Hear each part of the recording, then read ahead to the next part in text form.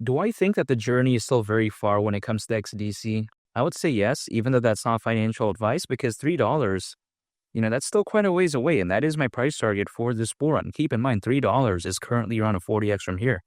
We're seeing a bunch of altcoins as of right now have a pretty okay recovery, but really it's nothing special, and I think it's nothing compared to what it could hypothetically look like during a fully fledged bull run. And I think XDC is fully equipped for that because, first of all, exchange listings are fantastic. Not to mention it has good exposure. The community is amazing. There's a lot of drive, a lot of passion when it comes to the community.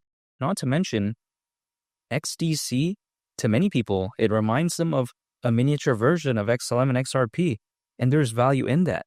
And I don't think XDC is one of these type of projects that only kind of feeds off of the hype of XRP and XLM though, because it could stand its own ground in a sense that it actually has amazing rock solid fundamentals. And let me explain what I'm talking about, because if we take a look at the XDC network, what is it, right? It's even been stated that the XDC network is an enterprise-grade blockchain protocol that was purpose-built for global trade and finance. Now, we have to take a look at why this even matters. It's because when we take a look at global trade and finance, those are markets that Ripple and Stellar are exactly focused on. Like, for instance, the global trade and finance market is predicted to reach up to $5 trillion in value by 2028, according to Mordor Intelligence. So we have to take that into consideration. When it comes to, again, that market, there's a lot of potential there, at least in theory. And when people like to say, oh, wow, the market's oversaturated and all this, well, I disagree. Yeah, sure, XLM and XRP, they're always going to be the leaders within this market, but it doesn't mean that there's not going to be room for something like XDC, which is a very solid alternative, in my opinion. Now, we have to also take a look at what powers the XDC network. It's something called the XDC protocol. Now, why is this even good to begin with? Because people may be thinking, oh, there's a lot of protocols out there, who cares? Well, let me explain. Because the XDC protocol has the ability to be integrated with internal legacy systems, like, for instance, Swift payment databases. And if someone's kind of familiar with like the banking space or like the banking world, I think they'll understand just how special and how popular something like Swift is. So I think this, if anything, truly puts into perspective that, you know what? This is very wonderful right here when it comes to the XDC protocol. Not to mention, the XDC protocol, it can integrate data into the blockchain using something called ISO 20022. Now, some people may be thinking, okay, who cares about this? Well, this is something that really matters. And even if we take a look at Ripple or like Stellar, people love the aspect of ISO 20022 when it comes to that, because that right there, again, ISO 20022, that's currently being used by many financial institutions from all around the world for something called inter-organizational data exchange. So it's something that's already very widespread, in my opinion, in terms of its adoption and, usage. It's not something experimental or like, oh, you know what, we're going to test it out. No, again, it's something already pretty well used. So when I take a look at that, when it comes to the XDC protocol, it matters, in my opinion.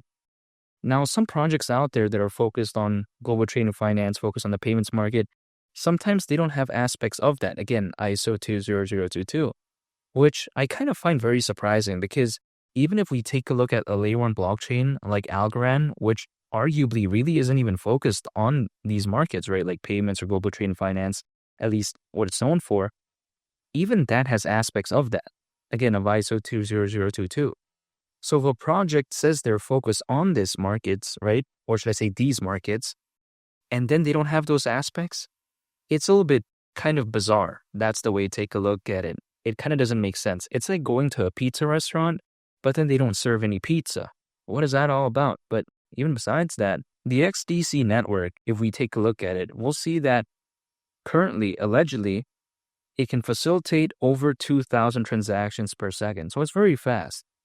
Now, is this the fastest out there? Many people arguably would say, no. But then, you know what? It's good enough for me. And I think it's very fantastic at the end of the day. Now, here's the thing. XDC at the price of $3. Sometimes people think this is insane. Well, is it really? Because if we take a look at $3 when it comes to XDC, considering current circulating supply, market cap at that point would be around $47 billion. And like I mentioned earlier on the video, that is around a 40x from here. Now, some people may be thinking, okay, 47 billion, I mean, that's kind of crazy. Well, the way to take a look at it is this. Is it really though? Because let's say during a fully fledged bull run, I'm not saying in the next week or month or whatever, I'm saying during a fully fledged bull run. let's say the two market leaders, I'm going to use this as an example. Let's say XRP reaches a market cap of around $800 billion. Let's say something like XLM during a fully fledged bull run went to a market cap of around, 300 billion. Let's say we make it, for simplicity's sake, both of them combined 1.1 trillion during a fully fledged bull run. Now, are we saying from just those two projects alone? Keep in mind, $1 trillion is literally $1,000 billion, right? So with slightly over $1,000 billion, are we saying around 47 billion of that can't flow into this?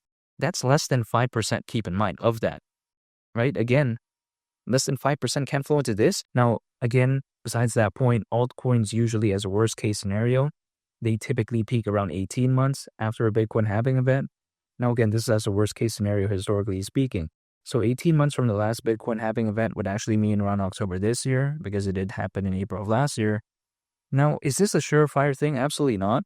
I can't control the markets again, but it's just a good benchmark nonetheless. And I'm still going to pay attention to it, because the way that Bitcoin is heading as of right now, the way that altcoins are beginning to have a pretty decent recovery, I just kind of feel like, you know what, maybe it might make sense. Like, you know what, let's say Bitcoin starts picking up all the way to, near the end of Q4 this year, maybe, things could really become something special, but it's just a matter of time.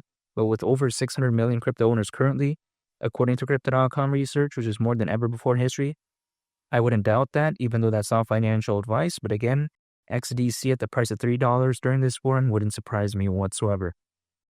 And make sure to subscribe if you gain value from this video. I'd greatly appreciate it. It's Mali the Captain, and I'll catch y'all on the next one. I'm out. Peace. Bye.